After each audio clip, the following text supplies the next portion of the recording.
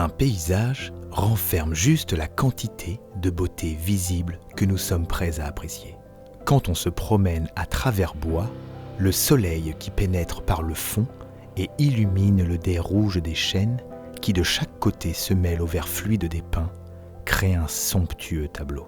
Quand on regarde en direction de l'ouest, les couleurs se fondent dans un embrasement de lumière. Mais dans d'autres directions, la forêt tout entière est un jardin en fleurs où des roses tardives brûlent de tout leur feu. Il suffit d'élever un peu son regard pour que toute la forêt devienne votre jardin. J'aime particulièrement l'étang de Saint-Cucufa. Me promener en vélo, c'est vraiment un moment extrêmement agréable. Je suis un peu né dans la forêt parce que je suis fils de forestier. On n'atterrit pas là par hasard. La forêt, c'est mon enfance et ce sentiment de liberté.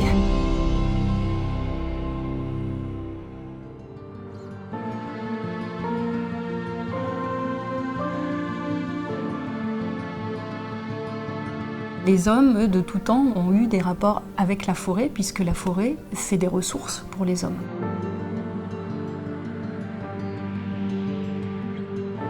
En fait, on a hérité de la forêt. C'est des générations de forestiers qui ont travaillé au quotidien dans ces forêts-là. Les forêts ont été façonnées par l'homme, j'ai envie de dire, pour l'homme. On n'a plus de forêts dites naturelles en France, en tout cas. On a toujours l'impression que les forêts appartiennent à tout le monde, mais ce n'est pas le cas. Les 3/4 des forêts en France sont privées. Le reste est public. Mais derrière chaque forêt, il y a un propriétaire.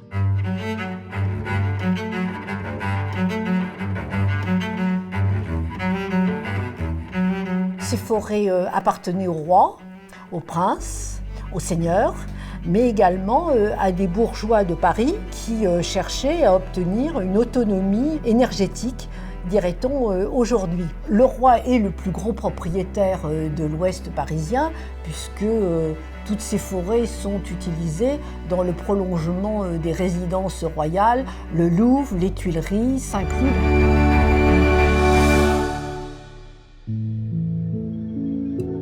La forêt remplit plusieurs fonctions et fournit des services, on parle de services écosystémiques, qui sont la fourniture de bois, de gibier, des fruits sauvages, des champignons, ou pour les fleuristes, des mousses, des choses comme ça. Il y a aussi les services de protection, et en particulier protection des sols contre l'érosion en montagne, protection de la qualité de l'air et de l'eau aussi, puisque les forêts jouent un rôle d'épurateur pour l'air et pour l'eau. Et puis il y a aussi les services récréatifs ou d'accueil du public. Et bien entendu, la forêt est un lieu idéal pour les activités de plein air ou les activités d'observation de la nature.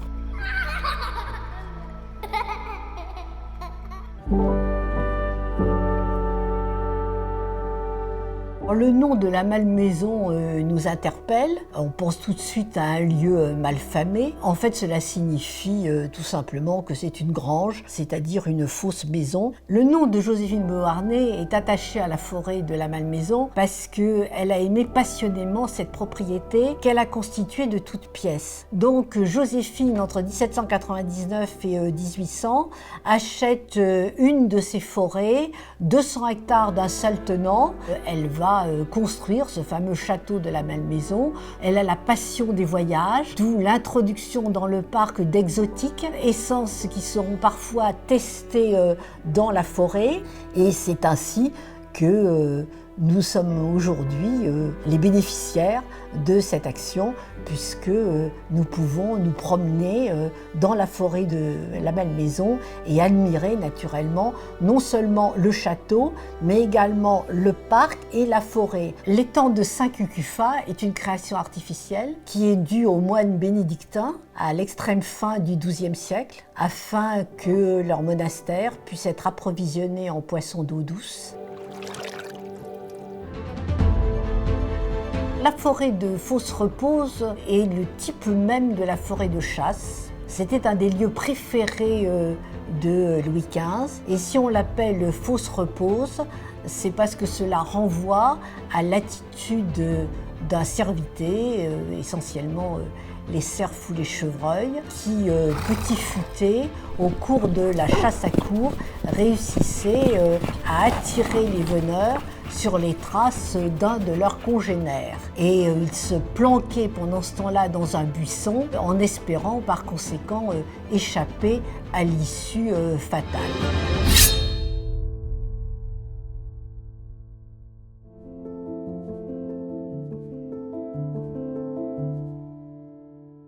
Alors, forêt domaniale, cela veut dire qu'elle relève des domaines de l'État. Cela leur assure l'inaliénabilité, c'est-à-dire que ces forêts ne peuvent pas être vendues, ne peuvent pas être louées. Que ce soit l'État, la région, le département, les communes, ce sont des forêts publiques et le seul gestionnaire, c'est l'Office national des forêts. Gérer une forêt, pour les forestiers, c'est d'intervenir pour accueillir le public, sécuriser, faire en sorte que tout se passe bien au quotidien. La forêt n'a pas besoin de l'homme pour vivre, juste l'homme utilise cette forêt pour ses propres besoins, courir, se détendre, profiter de ce milieu, mais également utiliser le bois dans la vie de tous les jours pour se chauffer, pour construire. Une forêt gérée, c'est une forêt qui est utile à l'homme, qui est travaillée, façonnée par l'homme, parce que l'homme a besoin des ressources que lui apporte la forêt. S'il veut faire du bois de chauffage, il ira plutôt traiter les forêts en taillis. On coupe à la souche, ça rejette et ça fait du petit bois qui permet facilement de faire du bois de feu. Si l'homme au contraire veut faire des belles planches, il a besoin d'un tronc bien droit, un fût sans nœud, sans branche basse, et dans ce cas-là, il va aller vers des traitements de futaie. En forêt gérée, les forestiers ont toujours le souci du long terme. Ils ont toujours le souci du renouvellement de la forêt. Alors quand ils coupent des arbres, c'est pas juste pour le plaisir ou juste pour faire des planches, c'est aussi pour travailler, cultiver le peuplement forestier. Et au moment d'une coupe, on ne coupe pas n'importe quel arbre. On va couper les arbres qui gênent le plus ceux dont on pense qu'ils feront dans le futur de très beaux arbres. Plus tard, on va commencer à penser au renouvellement de la forêt, à remplacer les vieux arbres par de jeunes arbres. Alors, dans une forêt gérée, on n'attend pas qu'un arbre meure de sa bonne vieille mort. Sinon, il faudrait attendre des siècles. Donc on va couper l'arbre au moment où il est à son optimum économique, quand il est assez gros pour donner des planches, pas trop gros parce que sinon les scieurs ont du mal à trancher des gros troncs, et qu'il est quand même assez vieux pour pouvoir fructifier et faire des petits. On a cette tradition en sylviculture française de s'appuyer beaucoup sur les processus naturels et de s'inspirer des processus naturels pour gérer nos forêts, pour traiter nos peuplements forestiers. Les paysages que nous admirons en forêt doivent beaucoup à la main de l'homme, non seulement par l'aménagement des allées qui servaient pour les différents types de chasse, également les espaces découverts qui servaient pour la chasse au vol, qui était très importante dans ces territoires, également les rotondes et les carrefours qui étaient nécessités pour le spectacle de la chasse à courre et pour que les veneurs puissent se retrouver au son des cors. Je crois que réussir à faire comprendre la nécessité de la gestion des forêts par l'homme, c'est certainement ce qu'il y a de plus difficile. Certains se disant, au fond, ces forêts, elles ont existé avant la présence de l'homme, elles pourraient très bien se passer de lui. Non, elles ne pourraient pas se passer de lui.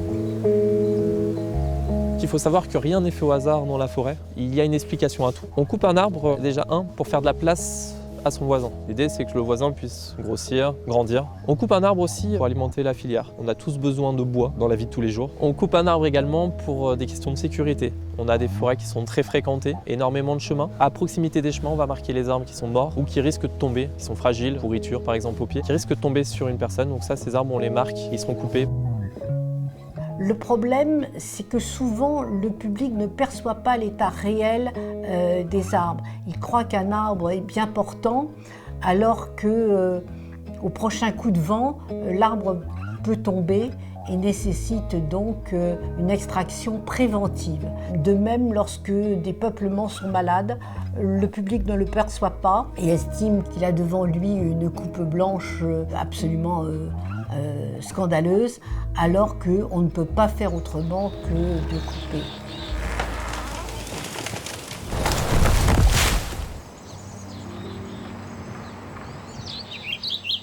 La forêt, c'est un écosystème. Donc, c'est une multitude de relations entre les êtres vivants qui peuplent la forêt. Il y a les arbres, certes, mais c'est pas tout.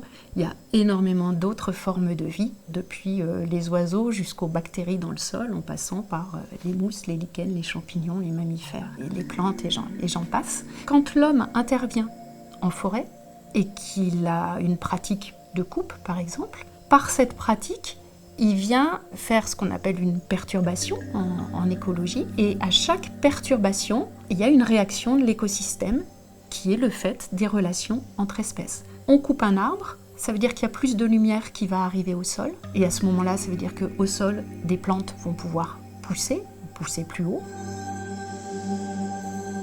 Je pense que pour être un bon forestier, et qu'on soit dans la partie recherche ou dans la partie gestion, on a besoin d'observer. Et on a besoin d'être humble aussi, parce que c'est clair qu'on ne maîtrise pas tout.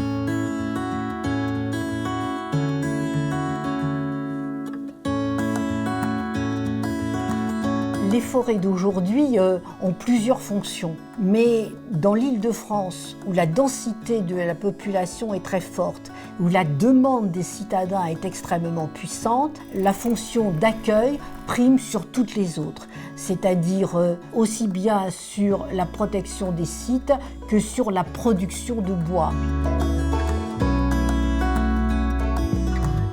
C'est une chance d'avoir ces espaces ouverts à proximité de Paris, libres, gratuits. Il faut en profiter. C'est une responsabilité collective. C'est l'affaire de tous, de tous les usagers. On a besoin de tout le monde, que cette forêt puisse exister, qu'elle se porte bien, qu'elle soit belle, qu'elle continue à être belle pour tout le monde et pour les générations à venir.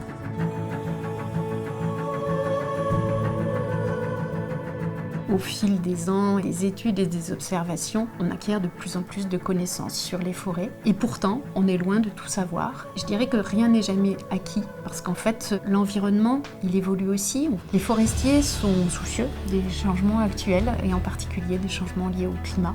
Face aux changements climatiques qu'on connaît actuellement, les forêts ont un grand rôle à jouer. Sont à même de stocker le carbone, puisque les arbres, la photosynthèse, prennent le carbone atmosphérique. Un arbre en soi, c'est un stock de carbone sur pied, durable.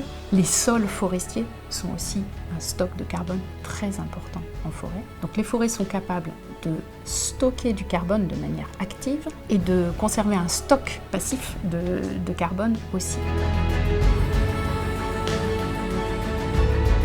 On va respirer le bon air de la forêt et observer aussi, s'émerveiller, parce qu'en forêt, on est toujours prêt à rencontrer un animal par-ci, un papillon par-là, à entendre un oiseau ou à observer des plantes, des arbres différents.